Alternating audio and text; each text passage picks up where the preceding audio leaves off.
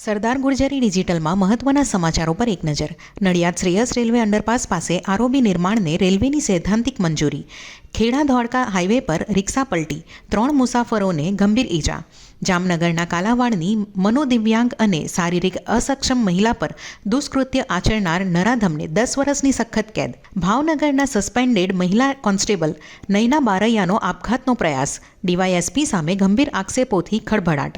ગુજરાતમાં વસ્તી ગણતરીનું કાઉન્ટડાઉન. શહેરી જિલ્લા વિસ્તારોમાં અધિકારીઓની નિમણૂક કરાઈ. અમદાવાદમાં રોમાંચક મુકાબલો. બીજી સુપર ઓવરમાં અફઘાનિસ્તાન હાર્યું. દક્ષિણ આફ્રિકાનો 4 રનથી વિજય.